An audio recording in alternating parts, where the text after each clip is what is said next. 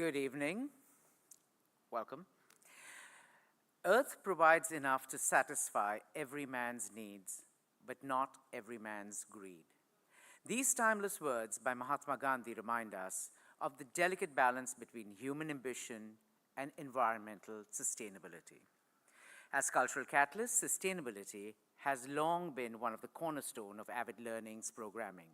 We remain committed to addressing the pressing needs for actionable steps to safeguard our planet's future by fostering critical conversations through book launches, thought leadership engagement, and multidisciplinary dialogues.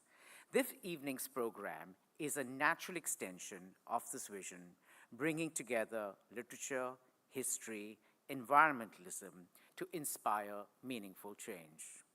My name is Asad Lalji. I'm the CEO of Avid Learning and the curator here at the Royal Opera House, Mumbai. On behalf of the royal family of Gondal, Ashish Doshi, Honorary Director, and myself, welcome to your city's very own crown jewel and India's only surviving opera house. Tonight feels special for many reasons. I believe that the fates of literature and our enduring partnerships have beautifully aligned to bring yet another literary giant to the Royal Opera House stage. Our partners this evening embody a shared mission to enrich the literary landscape of India and the world. Our collaboration with Literature Live began in 2010, and congratulations to the entire team on completion of their 15th very successful edition last month.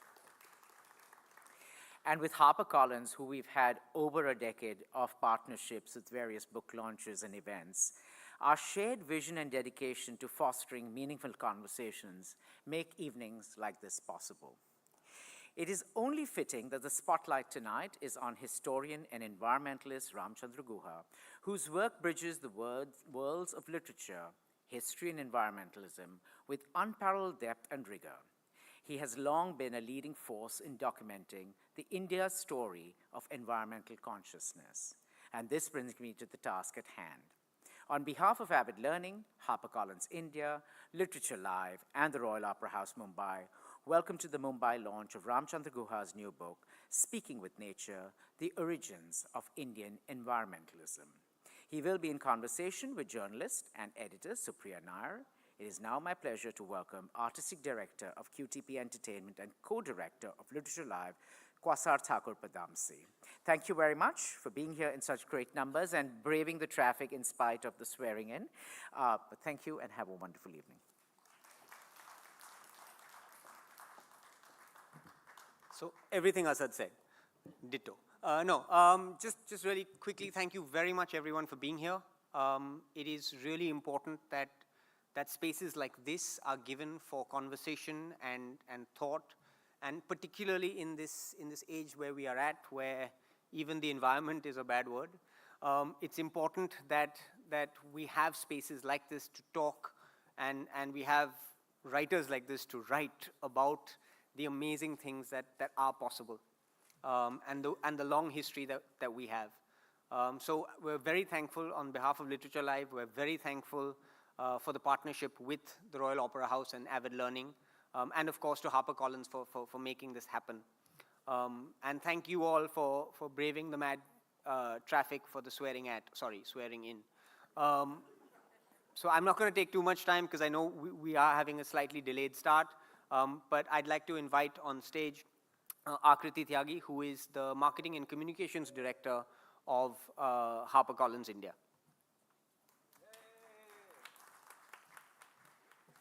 Thanks, Kwasar. Good evening.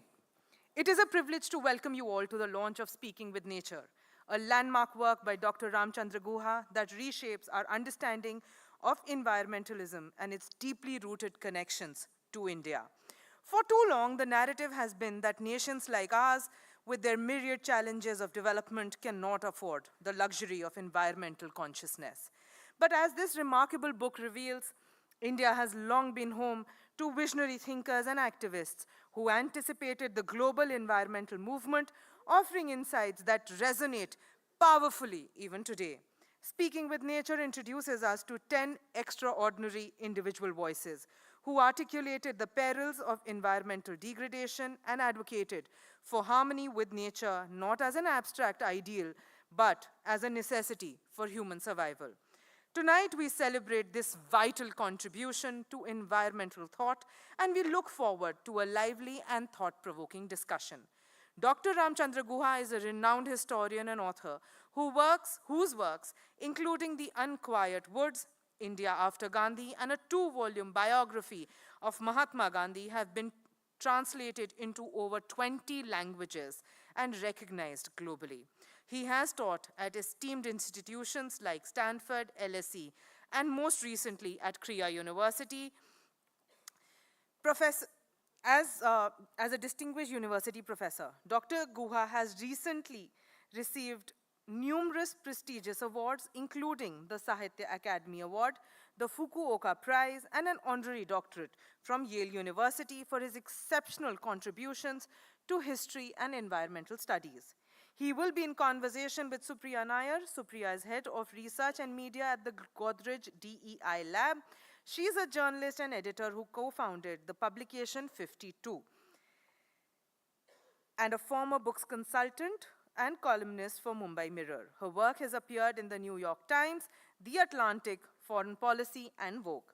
On behalf of HarperCollins, I also take this opportunity to thank and show my sincere gratitude to Amy Fernandez and Kwasar Thakur Padamse, co-directors at Literature Live, and Asad Lalji, SVP SR Group, CEO of Avid Learning and curator, Royal Opera House, Bombay, for their continued support and partnership.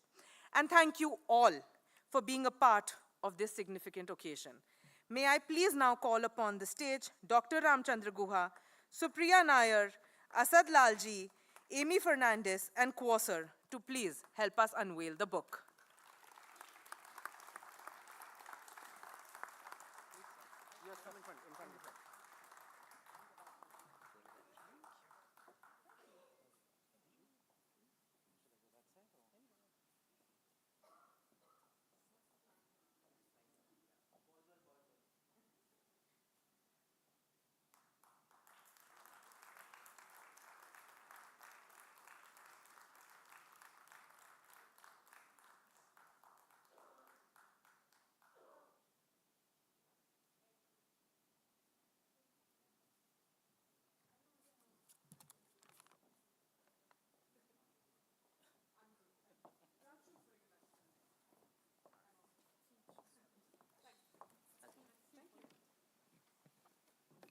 Hello. Hi. Thank you so much for joining us today, and thank you to everyone who helped put this evening together. I've spent so many happy evenings at the Royal Opera House, always in the nosebleed seats, listening to great performances. So it's quite exciting to be here, and always very exciting to be here with you, Ram. How are you? Well enough. Good to hear. Having listened to a little bit of Sharafat Hussain Khan in the afternoon. Before you came here. Before I came here. Thank you for writing this book.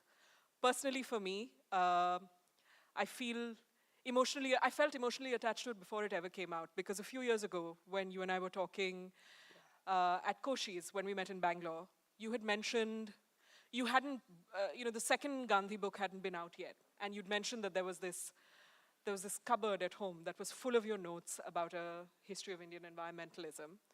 And I felt then that I desperately wanted to read it. And you said, and I think it's okay now to say it because it would have been quite melancholy if things had been different. You'd said then, well, I don't know if I'll ever get to it. Yeah. I have a lot. I remember that, yeah. Yes, I have a lot to do. So thank you. It's been a true pleasure reading the book. And perhaps actually, let me be honest. It's been even more of a pleasure to revisit and in some cases read for the first time some of your other work on environmentalism, on the Indian environment. You've been a great friend and fellow traveler to great intellectuals who have worked on this. And so getting some sense of this network and the things that you all have thought about and fought about and written about has been a wonderful education for me. You were a young scholar of the environment and environmental movements in the 1980s, and you brought out your first book in that decade. And I know that it was an urgent decade for environmental crises. You must have heard a lot about deforestation and overpopulation and things like that. But I bet that your peers weren't talking about whether or not to have children because they didn't know what the future would hold. And my peers are, and people younger than us definitely are. So my first question to you is what it's like to return to writing and publishing about ecological matters in this moment of crisis. Well, thank you, Supriya. Thank you first of all for agreeing to be here today. I remember that conversation well, and when I said I don't think I'll ever write this book. And that book was, before I answer your question, I'll just say a little bit about why I thought of the book that has just come out. I had spent a decade and a half writing about contemporary environmental movements in India and the world. And I got interested in the early history of environmental thought and was collecting material on some pioneering environmental writers of the 20s and 30s who did not call themselves environmental writers. They were activists, Gandhians, sociologists, town planners, but the language they used was, for me, recognizably environmental and prophetic and prescient about where India was in the 80s and 90s. And I saw it as a kind of complement to the work I'd done. So it would have been environmentalism from above, intellectual history of environmentalism, counterposed to grassroots, peasant-based activist environmentalism. Right. And then I set it aside, and then I came back, as you say, kind of in the time of climate change. And I almost called this book, the book is called Speaking with Nature. The working title was Environmentalism Before Climate Change. And for various reasons, I dropped that. I thought it would be rather instrumental. Provocative. And also instrumental to use climate change, because this is really a book about beyond climate change. It essentially argues that even before climate change took place, there were multiple environmental issues. There were questions raised about India's path of economic, urban, technological development. And which persist even today. I mean, one of the arguments of the book is that even if climate change did not exist, India would be an environmental disaster zone. But it's true. It's kind of come at a time when, as you say, because of the urgent threat of climate change, and we've just seen a terrible cyclone along the Coromandel coast, many people are waking up to it. But in a sense, what this book is arguing is that there was environmentalism before climate change, and they are environmental concerns which should attend to and which profoundly affect human lives and livelihoods independent of climate change. So one of the problems... Sorry, just so for my understanding, independent of the kind of very specific problems related to global warming and... exactly, and the unpredictable weather events. Growth, and yes. the unpredictable weather events. Right. But they're kind of connected. I mean, yes. Global warming is connected to a certain pattern of consumption, production, distribution. The idea that there's an unending frontier where you can have economic growth forever. Everyone can, every Indian can live the life of a rich American, and every Indian can live the life of a rich Mumbaiker, which is, in my view, physically and materially impossible. Forget the ethics of it. I mean, I'm not speaking here as a biographer of Gandhi. I'm not advocating abstinence and, simplicity. I'm just saying the world does not have enough to sustain, the global replication of American standards of consumption. And Indians and Chinese and indeed Americans who think that this is possible are deceiving themselves. This chimera, this dream has led in part to climate change. But if you look at India today, so air pollution in northern India, which we talk about in October and November generally, and which affects particularly the poor and the vulnerable who do not have air purifiers. This air pollution, which damages health, impairs livelihood, stops children going from school, has nothing to do with climate change. The death of our rivers has nothing to do with climate change. The depletion of groundwater aquifers, which have made lands arid and threaten even farming prospects in places like Punjab, has nothing to do with climate change. The chemical contamination of the soil has nothing to do with climate change. The loss of biodiversity, the invasion of some of our best forests by invasive exotic weeds from other parts of the world is independent of climate change. All of this is affecting hundreds of millions of people. And of course, this book is about writers and thinkers writing and thinking and arguing long before climate change was even conceived of. But one of the things I hope to do, apart from drawing attention to these thinkers and their ideas and their arguments and their perceptions, is to tell the younger environmentalists of today, it is not only about climate change. Yes, climate change is real, but the problem is much deeper, much more diverse, and actually climate change is only one part of it. Right, that it's kind of fundamentally, there is a fundamentally networked issue here, and that many of the things that you talk about were on the minds of many of the thinkers in this book, and possibly many others in kind of the broader history of writing about environment. I think I can imagine that people already are wondering if this is a work of Gandhian scholarship in some way. Well, there's no chapter on Gandhi. There isn't. There's an epigraph from Gandhi, which says that India will strip the world like bare like locusts if it emulates A country of 300 million. Yeah, 300 which million, is, which is now it's of course that's right. 1.5 billion, and if you take India and China together, we may strip the world bare like locusts. Gandhi is a presence. There are two followers of Gandhi, Miraben and J.C. Kubarappa, who are profiled in this book. There are other people who knew Gandhi. I mean, the book starts with Tagore and argues that he was a multi-dimensional environmentalist, educational, prophetic, and there's a picture of Tagore and Gandhi in their last meeting in Shantiniketan on the cover. But he's a kind of absent presence, you could say. But there's also a critique of Gandhi in that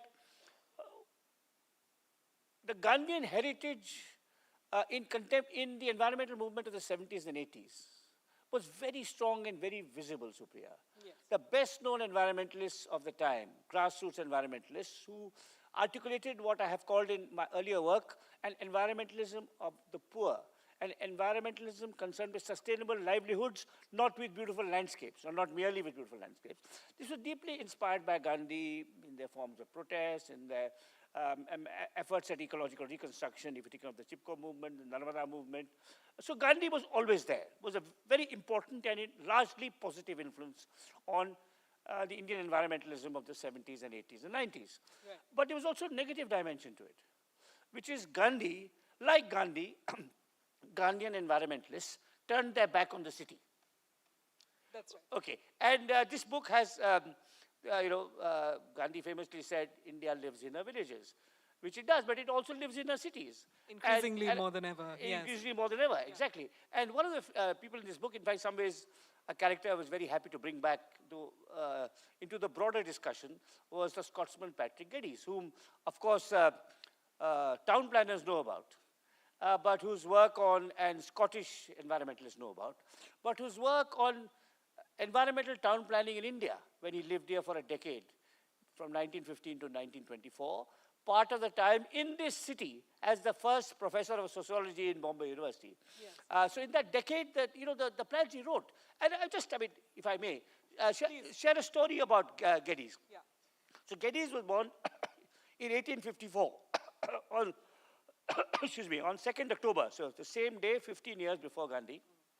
He trained with T.H. Huxley, the great evolutionist. He got interested in, he was inspired by William Morris, the great crafts person in England. And then he became a town planner in Scotland.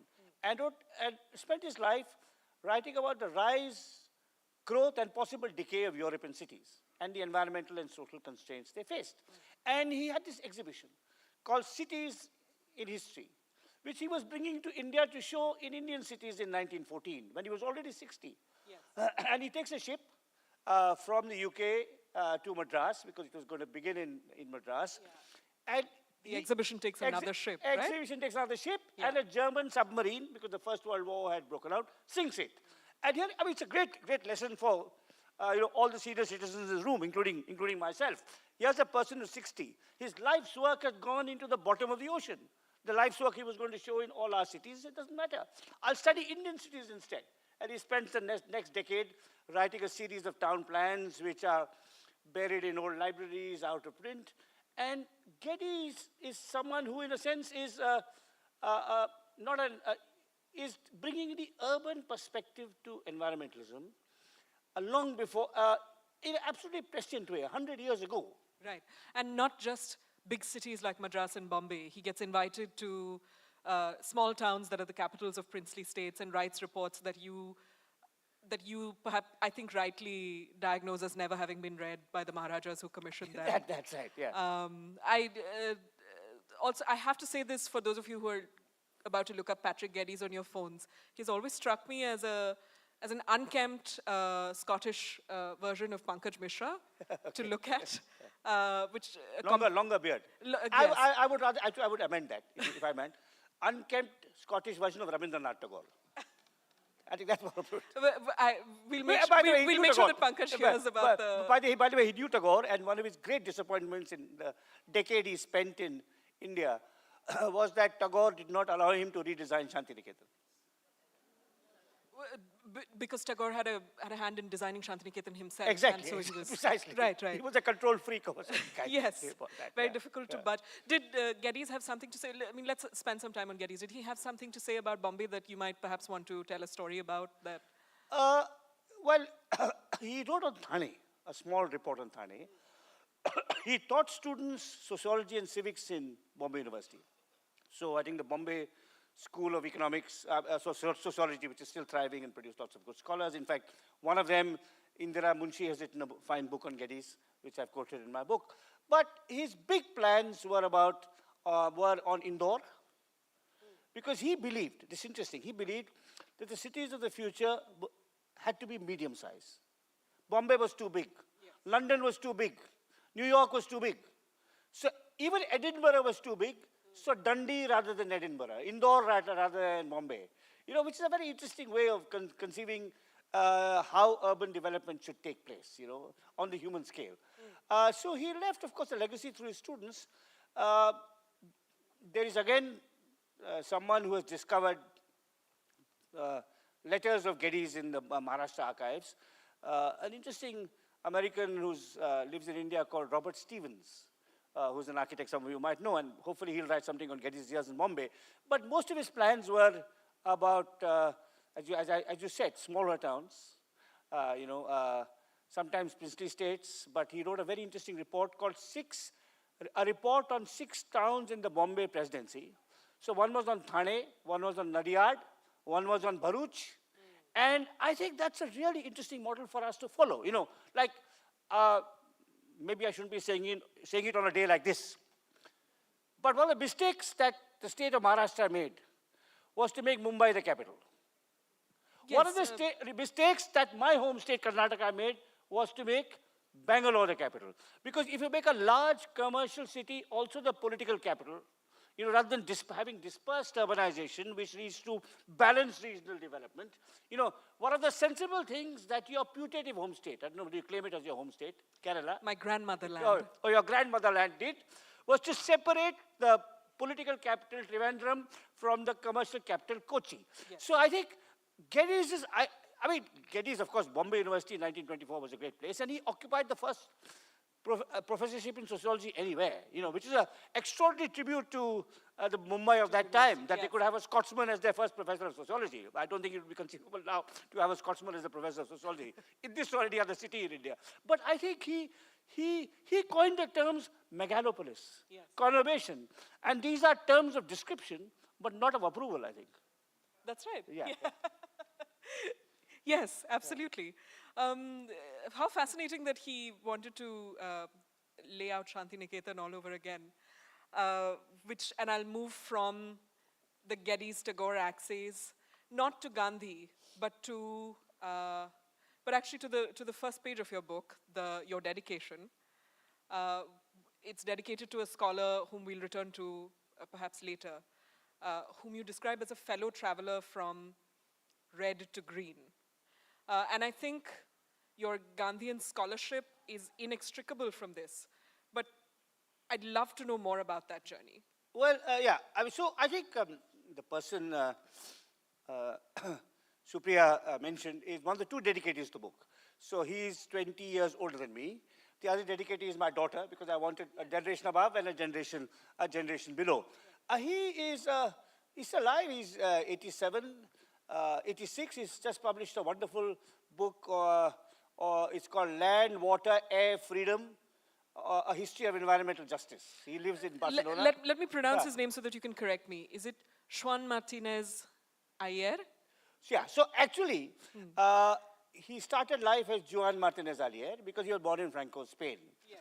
Later on, he became a Catalan nationalist. So he's now Juan Martinez Ayer, and used to be Juan, and now he's Joan, like Miro, like the artist. Yes. Right? But he's one of the scholars who's profoundly influenced me in blending sociological and economic analysis and historical analysis with environmental understanding. So he's what you may call a social ecologist. But also Marxism. He started as a Marxist. And he was so did I. As you did yourself. So did I. Yes. And he was a Marxist much longer than me. And when we first met in Kolkata. Hard not to be when you're born in Franco, Spain, I guess. Exactly, Yeah. precisely. And he was in exile in Europe. He only went back after Franco fell and democracy came. And his first books were published in emigre editions in Paris. But when we first met in 1988 in Bangalore, he was 50, I was 30. And he just, at our first meeting, he described himself as a lapsed Marxist. So like a lapsed Catholic. Now, and I think it's a beautiful description, because he didn't say a Marxist has become anti-Marxist. He still retained some critical elements of the Marxist analytical framework, but the reason he went away from Marxism was Marxism in the 1980s and the 1970s. They detested environmentalists. When I started my research in Kolkata in 1981, with the CPM in power, and every intellectual, including my teachers and guides, to the left of the CPM. I said, I want to work on the Chipko movement. They say, but environmentalism is a bourgeois deviation from the class struggle. And then they said, the Chipko movement is anti-revolutionary. They said, what do you mean? He said, they are peasants wanting to protect the trees from being felled. I said, yes, they want to protect the trees from being felled because those trees nurture them, they give them fuel, fodder, pasture. They also protect the soil so that there's no soil erosion and floods. They said, no. But they are objectively counter-revolutionary, because when the trees are felled, they go to the paper and plywood factory where the proletariat led by the revolutionary party will bring about a revolution in India. Now, that was Marxism. Yes. And so Juan lapsed before me, or in a more interesting way than me. And also he's got the most delightful sense of humor. My wife Sudhata was here, who's here in the audience, will remember. We took a trip with him to show him Halibut, Belur, and Shravan Belagola. And he was 30 years older, but, climbing all those mountains much quicker. And he had just a delightful, mischievous sense of humor. And having friends like him, who are older than me, and people like my daughter who are younger than me, keeping me in check, inspiration and, how do I put it, a check on hubris, perhaps. I think it's so, so that friendship has been intellectually and personally. I think, and again, it's a sign. I'm digressing a bit, Supriya, but I think you'll allow me. It's a sign of the great leaders of our past, and the great people of the past, that there are friendships across religions, nationalities, genders. I wonder if the people in power in India today ever speak to someone who's not like them. They normally speak down, but that's a different question.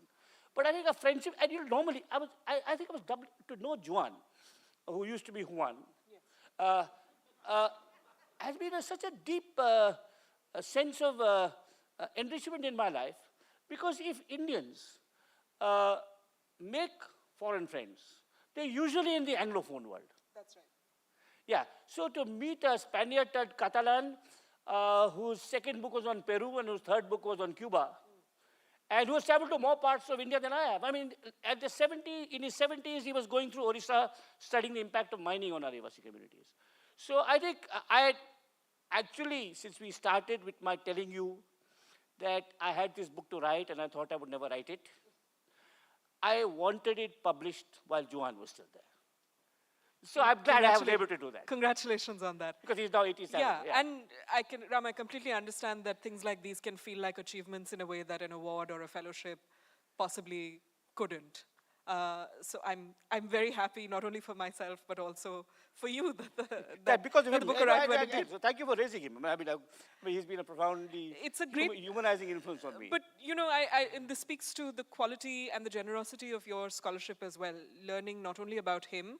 I've read the essay that you contributed to his fest trip. You contributed this, a lovely preface, a lovely introduction to it. It drew, so this book and then your other work kind of drew me into this network of intellectual comrades that I've really enjoyed learning about and look forward to learning more about. And I feel like all of this helps me create a kind of fuzzy picture of your own intellectual journey on that red to green spectrum. Would it be wrong for me to say that you became it is your environmentalism that led you into, your study of Gandhi? Yes, partly. I would say So not substantially. directly, certainly. No. I think partly, even quite substantially. Right. But along with the environmentalism, so there were, I would say, three components. One was the environmentalism, my work on Chipko, and the Chipko activists I met in the field, Yes. whose life and commitment to the dispossessed was in such contrast to the Marxist intellectuals in Calcutta who were my teachers who disparaged the Gandhians. And so that was one. The second thing was that I was, as you know, fascinated for many years by very relevant, the maverick British anthropologist who became an Yes. Indian and knew Gandhi and admired Gandhi but fought with Gandhi. Yes. So about whom your biography, Savaging the Civilized, was perhaps the earliest work of biography you published? that's it, absolutely. Right. But the third thing, and it's appropriate I mention it in Mumbai, which drew me to Gandhi. So there was environmentalism, there was this maverick Englishman who was inspired by Gandhi, but also pissed off by Gandhi telling him to be celibate after marriage. Gandhi's ideas about prohibition, but he had a kind of an intense love-hate relationship, father-son thing with Gandhi. But the third thing, which I'd like to say, which drew me to Gandhi since you asked this question, which is linked to this city, is the book I know you have said nice things about elsewhere, A Corner of a Foreign Field, which Yes. is my history of cricket in Mumbai. Yeah. Socialistic cricket in Mumbai, whose great hero are a family of Dalit brothers, the Palwankar brothers, Balu, Vittal, Ganpat, and Shivaram. So when I finished that book and the proofs came, I started compiling the index making the index. Now, earlier today we were discussing that Gandhi hardly saw any films in his life, possibly two, maybe half of one in the Opera House. We don't know for sure. We don't know. We don't know for sure. But we do know for sure that Gandhi had a magisterial disregard, not a hatred, not a contempt, but a disregard, which is worse. A magisterial disregard for film and cricket are two great passions. Right. And I wrote this social history of cricket. The proofs came. And I was compiling the proofs. And there was C.K. Naidu and Vijay Merchant and Palwankar Balu and Vasant Raiji and D.R. Jardine and Lord Hawke. And then Gandhi kept on appearing. That in a book on the social history of cricket in Mumbai, there were 33 index references to Gandhi because the bloody fellow was everywhere, even if he never watched a cricket match. Right. So I said, look, I have to settle my accounts with Gandhi. He's there. Wherever I go, he's following me. Environmentalism, tribal. So all of this kind of said, I have to chase him This is the directly. direction I I have to chase go, him directly, from yeah. red to green to Gandhi. Yeah, so certainly the environmentalism and meeting people like, Chandi Prasad Bhatt, Radha Bhatt, who's an extraordinary female activist. Leaders of the Chipko movement. Who's Yes. still alive in Kausani. If anyone ever gets to Kausani, which has the most beautiful views of the snows, almost anywhere in the Garhwal Himalaya, there's a remarkable lady called Radha Bhatt, who is now 89, who ran for many years an extraordinary ashram called Lakshmi Ashram, working on women's education and emancipation. She was also later head of the Gandhi Peace Foundation. So just meeting her, and again, this is someone who, like Gandhi, had a sense of humor, who could laugh at us, has a sense of humor. So yeah, I would say that was part of it. But finding that even in a book on cricket, Gandhi cast his shadow, influenced how people thought, talked, argued about it. That Palwankar Balu, the Dalit cricketer, and his brother Vittal, got some of the honor and respect they deserved because of Gandhi's campaign against untouchability. So I think all of this, yeah. Right. And that filter, certainly you, as you say, I don't know if absent presence is how I would describe him, but he shadows the book. Yes, Certainly this book, yeah. directly in when you write about the work of the economist J.C. Kumarappa, of the social activist Meera Behen, Madeline Slade, who was also a concert pianist. Yeah. Right, which I discovered. Yeah, There we go. Yeah. We were discussing this, we were discussing music earlier today.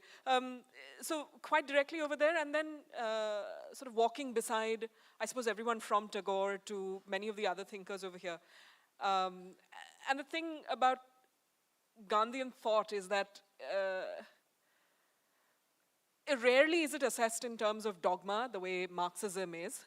And in the work of these people, you can truly see how it could be holistic and encompass many things, perhaps not the city and not the cinema, but it could encompass many things and filter into how Gandhi's followers saw the web of life and human interconnectedness with nature, and the deep compassion that required for us to understand and be humbled by and serve, without it directly leading to, big picture ideas about Gandhi the ecologist. So that was very good.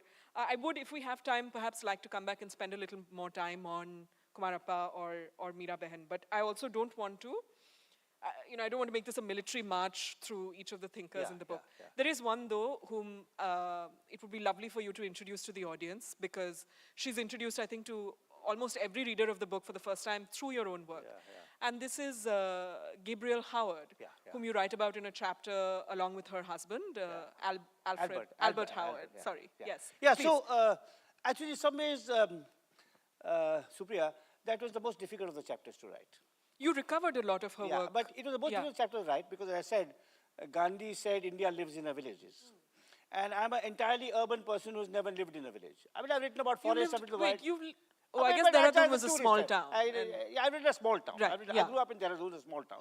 And maybe that's why I prefer small towns to large megalopolises. Geddes-like, yeah. So, but, to write about agriculture, so I just briefly rehearse the biographical facts.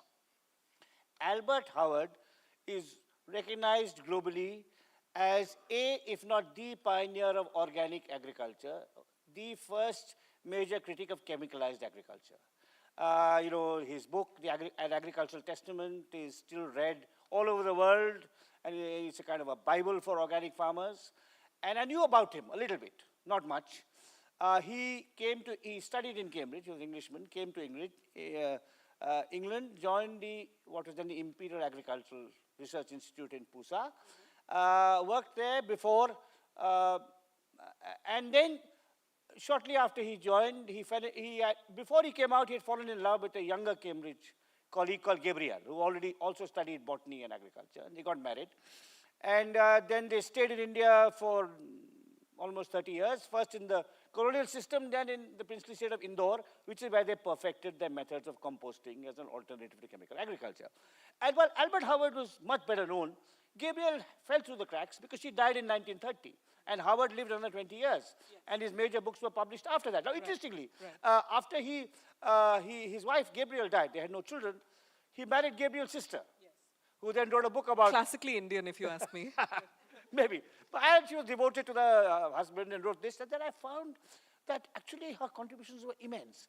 And when she was in Cambridge, there was a famous physicist called Blackwood, a chemist to whose work she contributed. And the credit went to, as it often does, it often does in science even today, that the students publishes a paper with the supervisor and the supervisor's name comes first. And in her case, she was a woman, so it was even, more, how do I say, customary to suppress her contributions. But clearly she was of an uncommon brilliance and originality, which her husband recognized. So reading her husband's writings against the grain, she just kept a few papers of hers, which I was able to find. The presidential address to the Indian Science Congress's section on botany. She was the first woman of any kind to be president of a section in the Indian Science Congress. Then a long 60-page paper she wrote on wheat growing in what is now the Khyber Pakhtunkhwa, hotbed of terrorism. I mean, she must have been the first European woman ever to go there, and certainly the first female scientist. And so, and she had actually you used the word holistic earlier on in this conversation. She had a much more ecological, holistic approach to agricultural science of looking at things differently, not just looking at the top of the plant and the bottom of the plant, not looking at the soil separately and the water separately.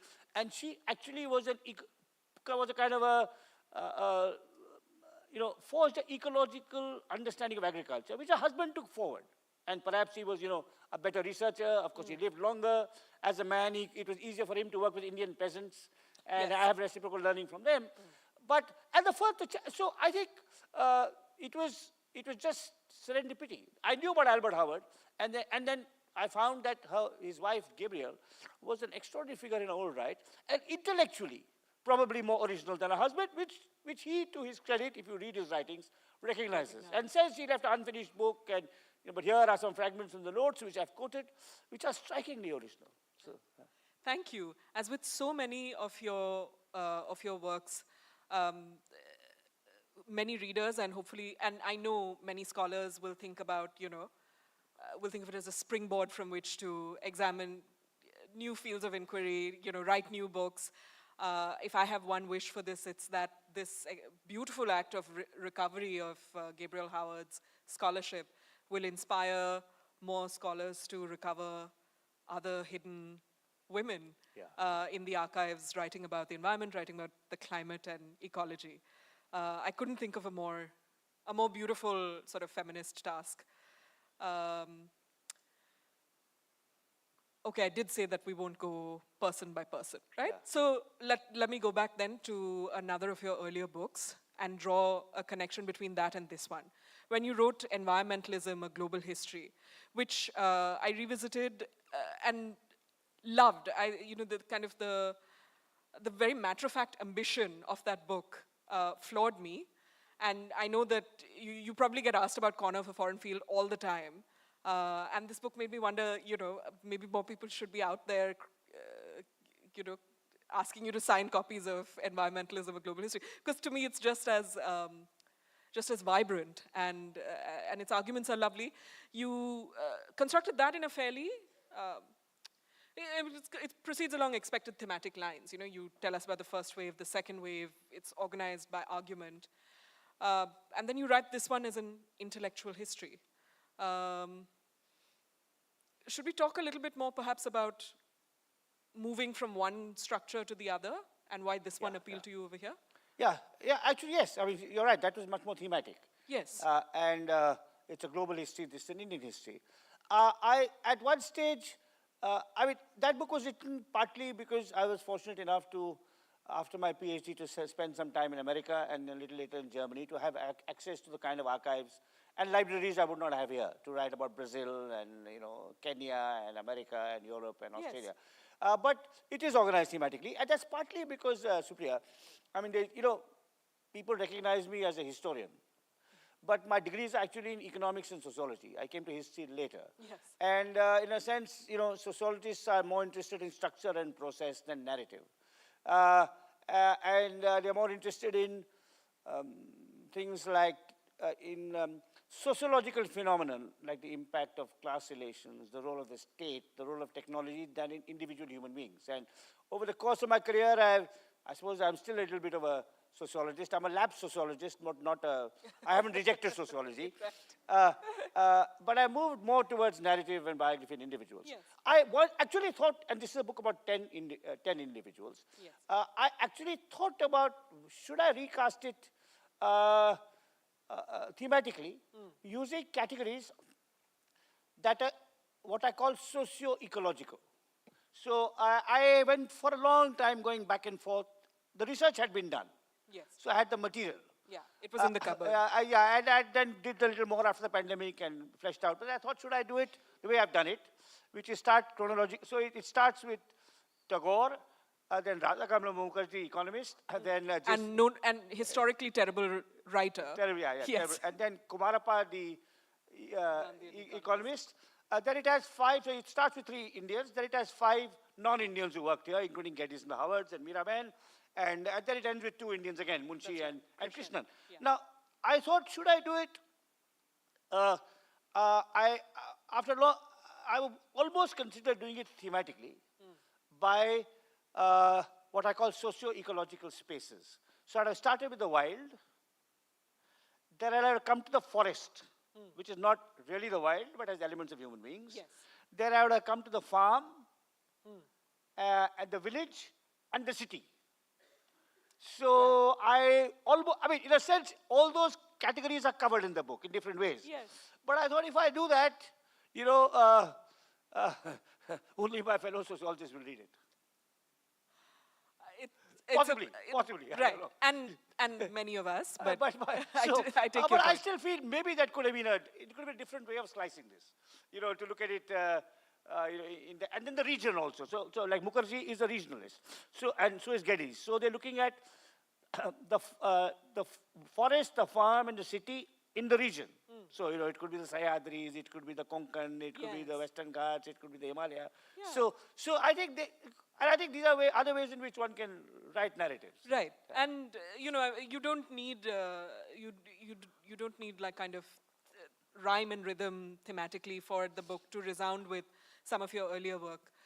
You do open environmentalism by writing about the work of William Morris, whom you just talked about, and John Ruskin, the art Yeah, critic. yeah. These people who are so alive to beauty, and that kind of brings them, these arc Victorianists, into conversation with nature, Wordsworth, of course, and the Romantic movement. And I remember, kind of reading your Tagore chapter and thinking, oh, is Ram going to reference Blake and the Dark Satanic Mills? But you don't hear, and then you do over there. But you open this with Tagore as well, right? And that made me think, okay, this is a good time to ask Ram about just your own, to engage you a bit on your own love of literature, And I think the fact that there's something quite lovely and romantic about the fact that you open both books with thinkers who kind of laid the imaginative bases for environmentalism. I think that's because they understood it much, being poets. They understood it much before anyone else. They understood the gravity of what was going on well before scientists and particularly economists, Yes. who are always Yes, last certainly. to understanding serious issues. Right? Yeah, Okay. no argument from me. Okay. So I think that's what it is. I mean, so Tagore comes to it, and the Tagore chapter argues that his environmentalism was aesthetic, it was educational, it was political, and it was also prophetic. So and so was, and in some ways I don't reference Blake, but I think I reference Morris. So it is because Morris also had a kind of and Blake political in the earlier book. In the earlier Yes. book, yeah. So I think poets. I think it was Shelley who famously said, poets are the unacknowledged legislators of mankind. I wish they were, but they are, sadly no one. Yes. But I think they have that instinct of seeing things that are really significant and important. And especially, some of the darker sides of human life and existence, not just the joyous sides. Are you a lover of poetry yourself? No, I actually don't read much poetry. That wasn't your I read much way more into fiction. this. No, I just need more. I'm just sort of thinking aloud of your question, because I didn't think of it when I started that book with Wordsworth and this book with Tagore. I mean, it's a very interesting observation. I was thinking that maybe it's just that they see it before the scientists and the economists. Yeah, and you have to imagine something before the theory comes alive. And Wordsworth and Tagore, just anecdotally, were both travelers. They were not poets in the forest, or just in the forest, or just in the study. They were traveling around and going, meeting people, and so they had a connection with everyday life. Yes, absolutely.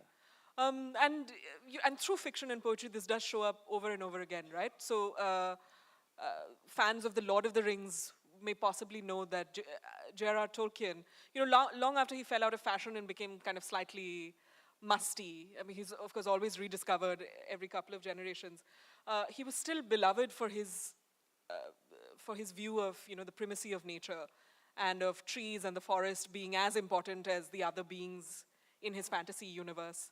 So perhaps there is a history of environmentalism and love for a future of environmentalism that is imagined through fiction and poetry. I think that it would be a great book if someone was to write that. It would be lovely to think about how that has my work emerged. is mostly Indeed, uses you're right. The genres of non-fiction. And there's so much we don't know about how this has shown up in Indian literature, right? There would be elements. Yeah, My friends of mine who read Kannada tell me about Kuvempu, K.B. Puttappa, who wrote about peasants and forests in a very interesting way. I mean, the Malayalam poet Sugata Kumari, I don't read these languages, but and certainly, so I think there's a kind of this is a book of sociological thinkers. Even the chapter on Tagore is mostly about his essays and polemical tracts, and there's just a few excerpts from his It is about his, that's right. So I think they, and there's a field now what they call eco-criticism, which could look at Indian literature in different languages and its relationship with the environment. If there's someone in the audience. I'm sure there are young people working on it. I have no doubt that there are several PhDs being written as we speak. I look forward to that. We'd love to know. Yeah. Okay, let me take you geographically back to Dehradun and the Himalayas. In your introduction to Shekhar Pathak's book on the Chipko movement, you have this lovely story, about you're in Dehradun, I think, and you call him from a phone booth and you say, I'm in Mussoorie. You're in Mussoorie, and you call him and you say, "Main apne pradesh mein aaya hu," meaning I've come to our part of the world. And then you have a moment where you pull back and you think, do I really have a claim to use the word apna? But you grew up in the hills, and I wonder what your relationship with it continues to be. So, Martha Gellhorn, the great writer, and the Journalist. the Gabriel Howard of the Marriage with Hemingway, so a great writer whom people only That know is as entirely Hemingway's to wife. Hemingway's credit. Yeah, Yes. yes, yes. So she once said, one should never go back to the places one loved as a child or as a young person. Now, I do occasionally go back to Dehradun, but the more I go back, and it's not only because of, the environmental destruction, it's because of the terrible religious majoritarianism. I mean, Yes. Uttarakhand never knew persecution of minorities Yes. till the last decade, more or less. But I do have attachments. Shekhar Pathak, whom you mentioned, the great Yes. historian of Uttarakhand. Would you like to Yeah. give the audience a brief introduction? So You Shekhar might want to- Pathak is, Your brother. and he's my incident- brother. Yeah. I mean, and our upbringings could not be very different. Doon School and St. Stephen's College, son and grandson of PhDs, that's me. Shekhar Pathak, born in a village, his father, a sepoy in the army, studied in the village school in Ganguly Hart and then in Almora. And we met, both of us did research on the history of peasant movements in Uttarakhand. And to everywhere I went, they said, tumko Shekhar se milna hai. Because every document you checked And out, you were the he second, had already seen and before. Shekhar was the first. So I would go to Nainital, exactly little more than 40 years ago, 83 or probably.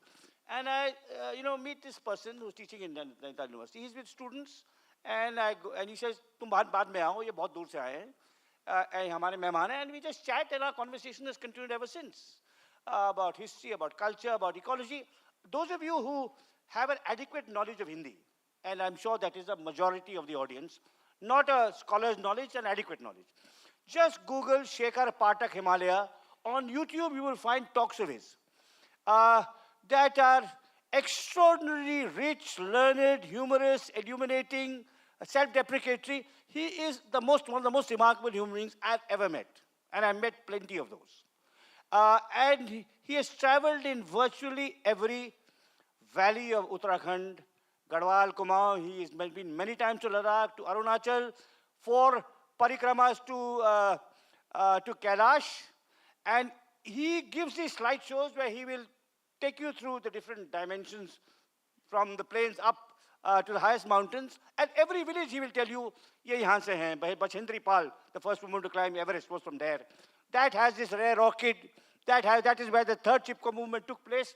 And just please go to his, just try and locate his talks. So again, like Juan Martinez Alier, who is, my closest non-Indian friend, here is an Indian friend and intellectual comrade and teacher and companion of a very different background, but with a shared love of scholarship, obscure archival sources.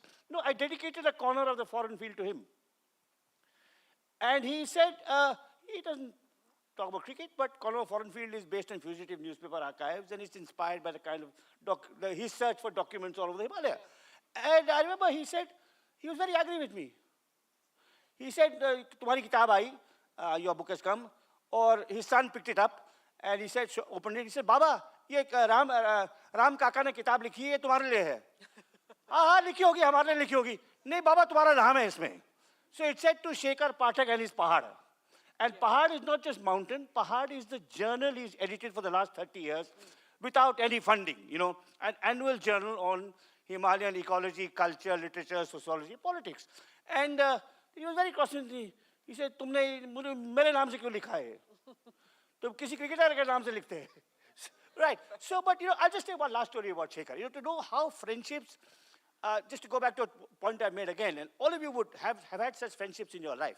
How a friendship across with someone who's actually culturally and socially very different from you. In this case, of course, he's a man and a historian, but otherwise, so different. I mean, I'm an archive rat. He's traveled in every village in the Himalaya. And I once went to Ecuador for a conference. And I wrote to him, I'm Ecuador ja raha hu. And he wrote back one postcard, one line. This is long before email. Andes Parvat ko Himalaya ka pranam. So I think this book, like most of what I've written, obviously it's based on research in the archives, finding stuff, intellectual curiosity, but it's also inspired, influenced, made possible by friendships like this, you know. And I'm glad you mentioned these two, because I think Juan and Shekhar, one in some other country, and Shekhar now, you know, a million miles away in Nainital. But please, I'm sure quite a few of you love the Himalaya, have gone there. Just go, Shekhar Pathak, Himalaya. Also read his book, which Supriya mentioned, which is a magisterial history of the Chipko movement, which got the Kamala Devi Chattopadhyay Award a year or two ago. And yes, I mean, thank you for mentioning these two people, because they've been you know, I mean, Thank you for bringing them closer to your readers. Yeah, yeah. And hopefully that also helps, you know, close off the question I started with about your relationship with the Himalayas on a note of love rather than that of bitterness. Well, it is very over dismaying. For example, change. Yeah. what is happening with the Char Dham project, the brutalization of the environment. Yes. I mean, the lack of concern. I mean, and Shekhar Pathak has a beautiful line on this. He says, what we should be doing is making tourism like pilgrimage. Instead of which, we're making pilgrimage like tourism. So my hometown, Dehradun. Yes. You know, there's a writer who lives in my hometown in Dehradun. And I shall not mention his name, but he's a very fine, good writer. I mean, in such times, one does not want to get people into trouble for Right. what they tell me. Yes. I said, कैसे, what's happening there? He said, क्या करूँ मैं? मई जून में तो मुझे नींद बिल्कुल नहीं आती. मैं क्यों? He said, I don't sleep in May and June. He said, a helicopter takes off from the Dehradun airport over his house to go to Kedarnath, carrying pilgrims from, you know, just affluent pilgrims from different parts of India. And, you know, you could go by road, you could take a car, you could take a bus. In the old days, you could walk, maybe you don't have time to walk. So I think the destruction of the Himalaya through the highway project, the utterly conceived Char Dham highway project, now they want to build a railway line. The dams, the last place you used to have big dams is an ecologically fragile place like the Himalaya. So it is, I mean, it's wounding for me. I mean, I don't know how Shekhar feels. I mean, I mean, these are things that one should really, again, it brings us back to what you said earlier on, Supriya. You know, what we will bequeath to our future generations. Why is it that young people don't want to have kids? And now you know some of the reasons. Yes. Yes. Sorry to that's be right. so depressing, No, but no. that's how it is. It's, But it by also- the way, I still dream about Dehradun and the Himalaya. And I wrote a column a few weeks ago, which a few of you may have read, about Kumar Gandhar. It was his birth centenary. And why, among the many gorgeous songs he sung, my favorite is Jamuna Kinare Mera Gaon. Because my home in Dehradun was on top of a hill. Below the hill was a river called the Tons, which flew into the Asan, which flew into the Jamuna. So I like to think Jamuna Kinare Mera Gaon. Yeah. You know, so I still have those sentiments. But, you know, I think the destruction of the Himalaya, you know, under a government that professes to be Hindu-loving, it's like Right. tragic. And to be It's tragic. Hindu is to love nature and to live in communion with it, And right? the Himalaya particularly, what they've done, I mean, it's just, yeah. That's the idea. I'll come back to the question of what it means to be a good Hindu and love the environment, you know, a bit later. I just want to say it's not depressing. I think for many of us who have the climate crisis on our minds, it helps to focus the, you know, the range of emotions that people may feel, you know, perhaps on a daily basis, from panic to depression and beyond. And, you know, through your work, you've engaged not only with scholars, but not in this book, but with grassroots environmentalists who think about this stuff and who cultivate optimism and resilience nonetheless.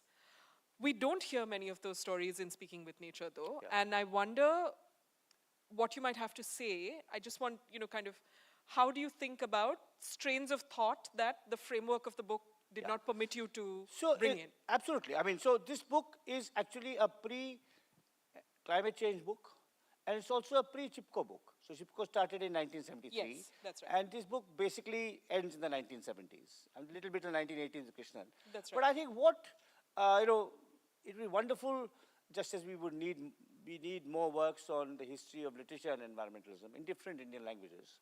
I think a really good history of modern Indian environmentalism, Chipko onwards, which would look at, because this is a book of ideas, this is a book about thinking through the environment. It's not about acting against the rapacious and destructive forces that devastate, you know, the basis of human existence. But if you think of a history of Indian environmentalism, it starts with Chipko, goes to the Kerala fisher folk struggle, goes to the early anti-mining protests in Orissa in the 1980s, then comes the Narmada Andolan, then perhaps comes to economic liberalization and the backlash against environmental concerns, then moves on to climate change, and then of course the renewal of some of the anti-mining struggles among Adivasi communities, as in the Asdeo forest in central India, which Chitrangada Chaudhary and others have written about. A history of environmentalism that has activists, so the Chipko activists, the Narmada activists, other less-known grassroots activists, that looks at scientists like Madhav Gadgil, A.K. and Reddy, that looks like organizations like Kalpavriksha, like the Save the Western Ghats movement, like looks at scientific research bodies set up in the 80s and 90s, you know, many of which are in, I'm proud to say, in my hometown, Bangalore, the Center of Ecological Sciences, A3, and so on. I think that would be and also finally it looks at the impact on policy and why, tragically, it has been so negligible, which it is linked to the different, strands in our political economy.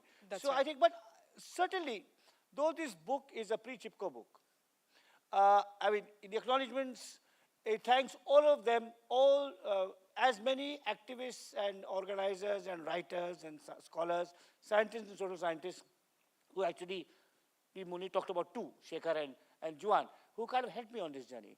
And I think it's I mean, there could also be, I mean, I've written about 10 people in this book. The people I've not written about. Someone who was a native of Mumbai for much of his life, the ornithologist Salim Ali, deserves a really good scientific biography. There have been some nice popular books written about him, but a really good scholarly scientific biography of Salim Ali, I think would be fantastic. By the way, I passed today, I was thrilled because we were in the Kalagoda area, Dr. Salim Ali Chowk. Not far from the Bombay Natural History Society. Yes, that's right, that's the connection. Yeah. But a very interesting man and self-trained. And like Krishnan, who like is Krishnan. the, but also sometimes a great scientist, but sometimes with highly problematic social ideas. You know, so I think these are some of the things that I think there's now a new field of environmental researchers. You know, we went through a period where, and let me make this clear, economic liberalization, which was started in the 1990s, was necessary and important for many reasons.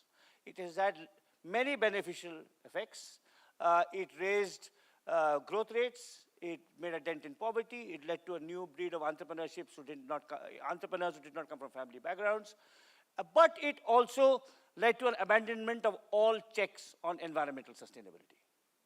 Yes. And the hostility to people like Mera Bhatkar in the Indian press and the vicious personal attacks that environmentalists have endured ever since. Yes. And their environmentalists are not anti-development. They're telling you about a wiser, a more sustainable, a more caring, a more inclusive, and a more permanent kind of development. They're telling you how to relate to your soil, your water, your forests, your air, your cities, your villages, in a way in which you'll have a world to live for, generations to follow.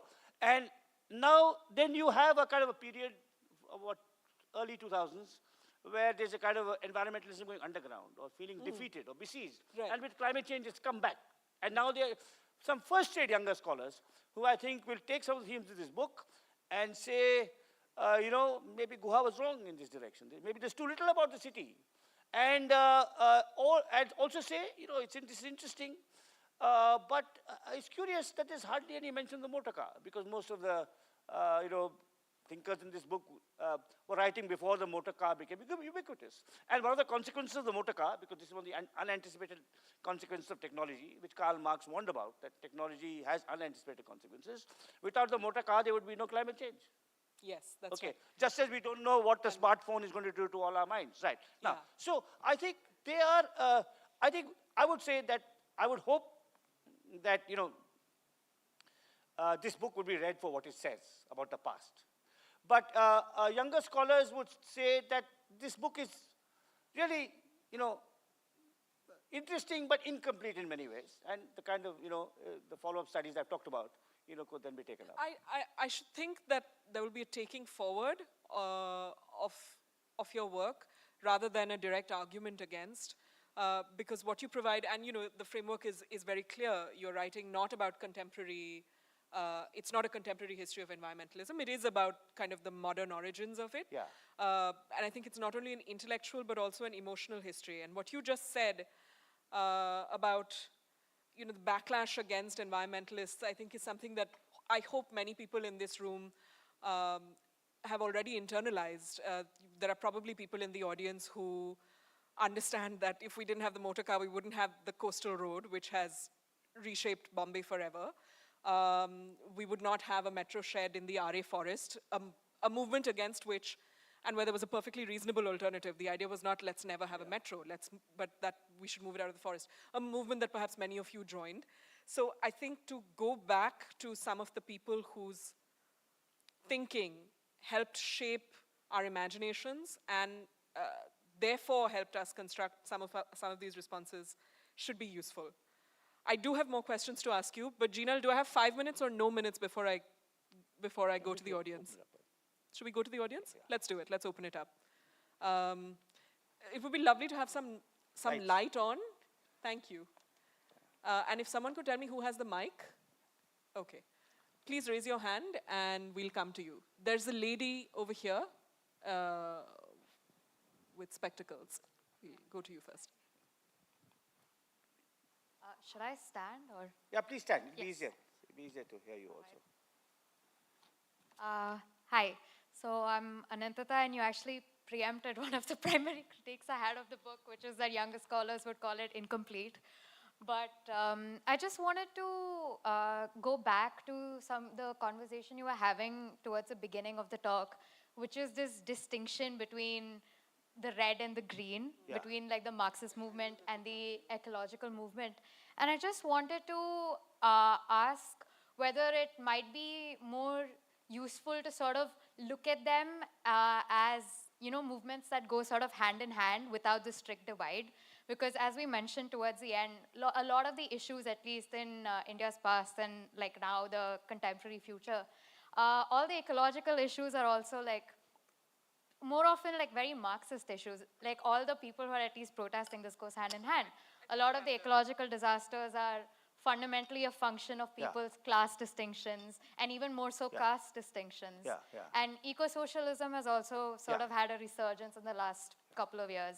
So just wanted to ask your thoughts on reconciling that rift. So that's a very good question. I'd like to make, one thing should be made clear, that Marxism, or Marxist-Leninism to be more precise, is only one form of socialism. What the Russian Revolution did in 1917 was to submerge, destroy, undermine, decertify all other forms of socialism.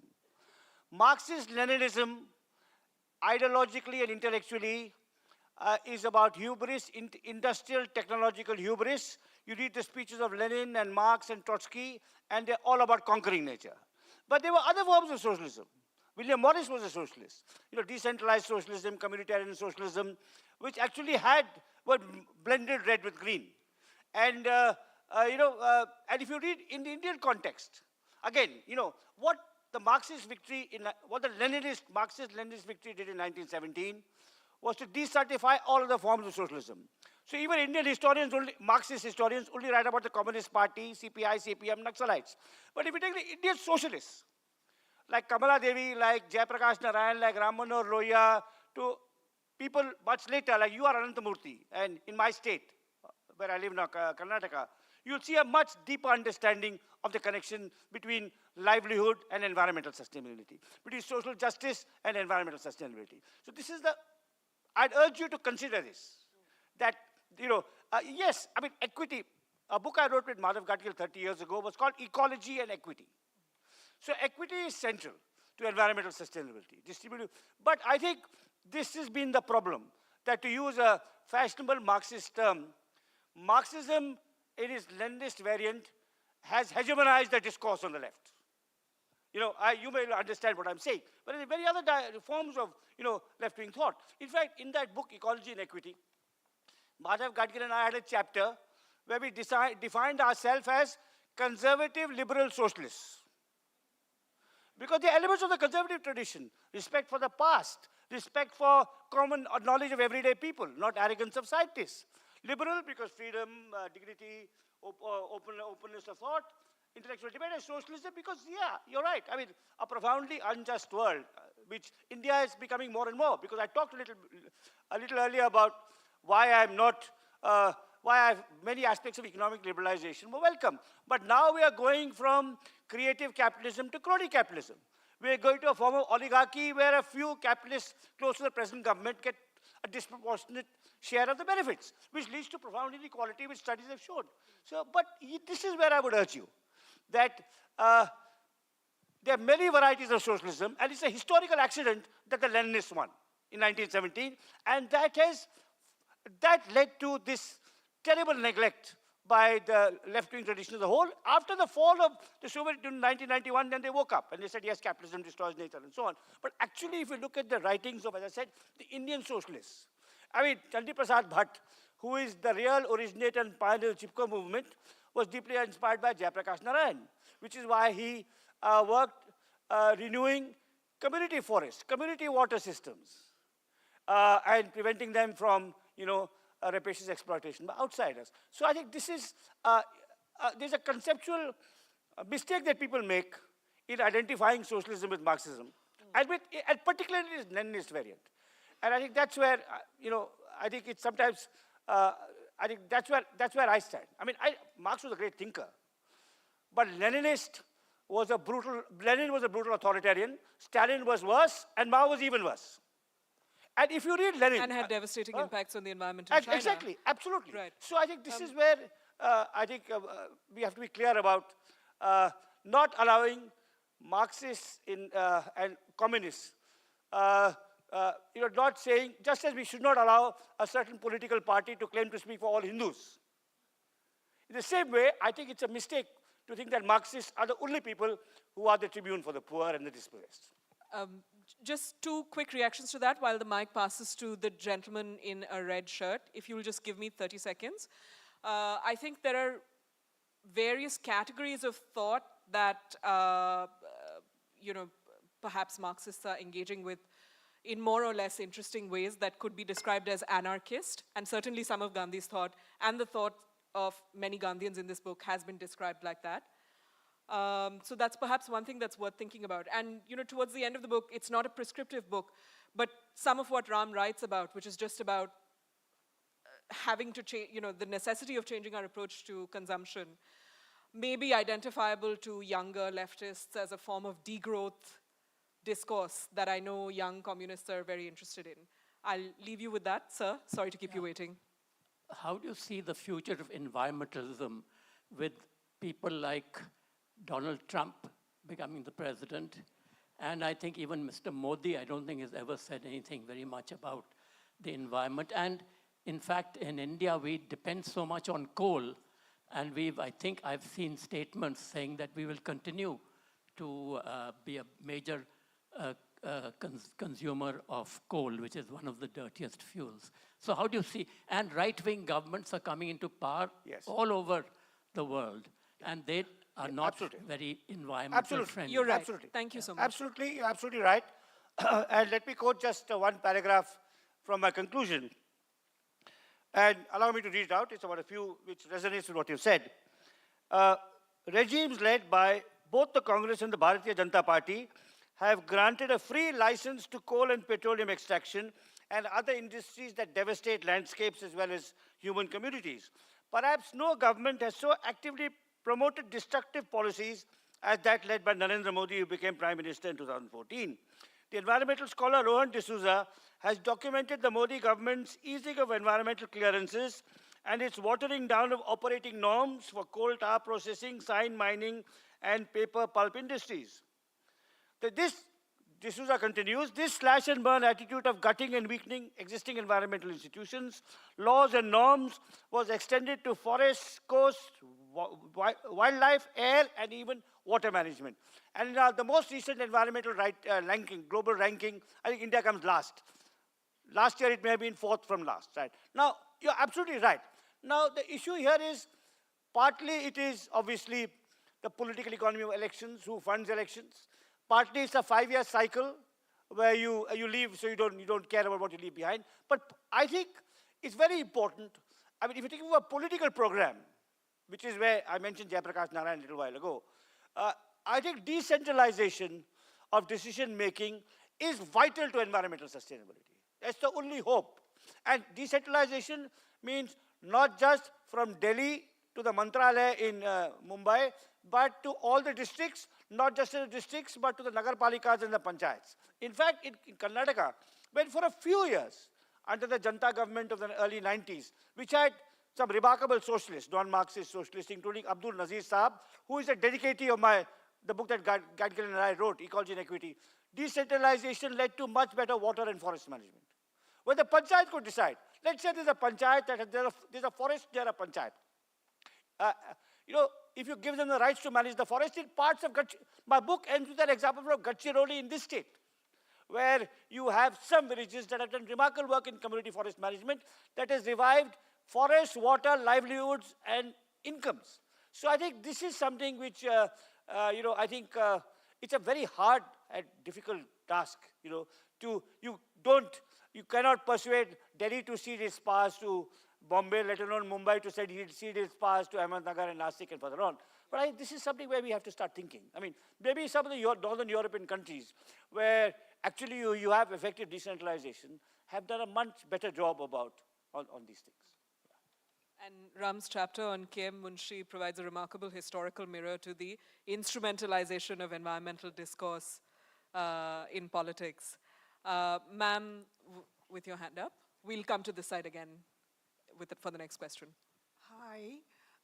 I just wanted to say that your last point about the village panchayat being in control is the best solution was a good one. My point of, in the present environmental situation, Narendra Modi has sanctioned 1,25,000 crore hectares of land for mining in Jharkhand. And he's given the whole contract to Jindal. And the whole forest area is going to be cut off, keeping the mind of Chipko movement that you mentioned. How do you propose, have you mentioned that in your book at all?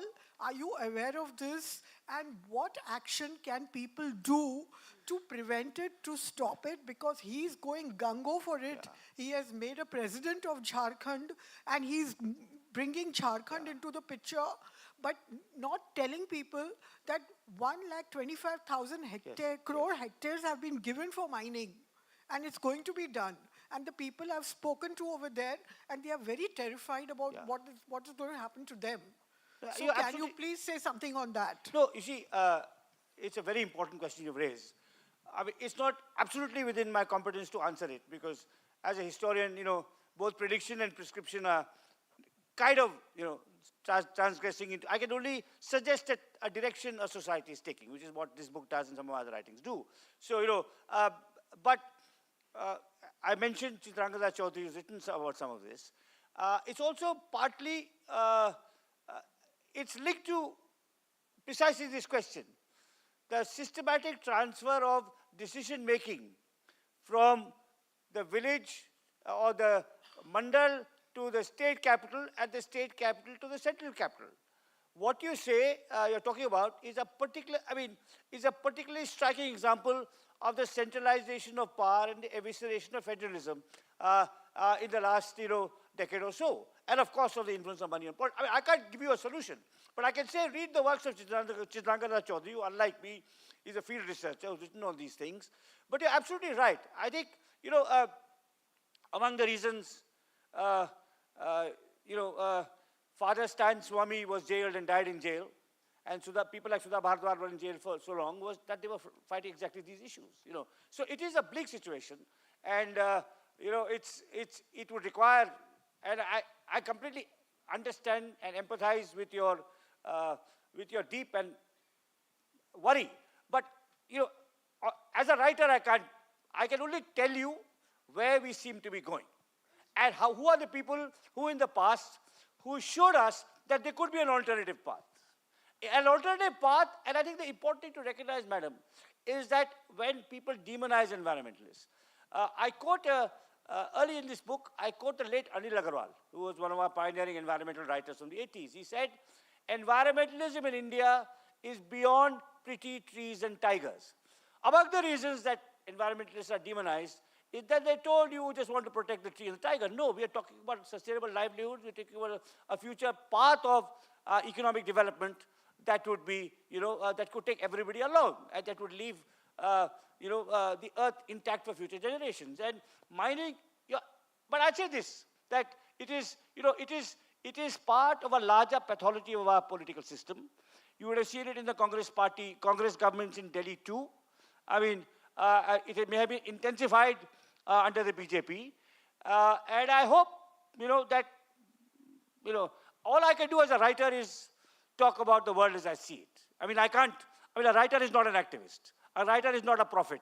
A writer is not a, but at least what a writer can do is relate to what is going on at the ground and have his or her work informed by that.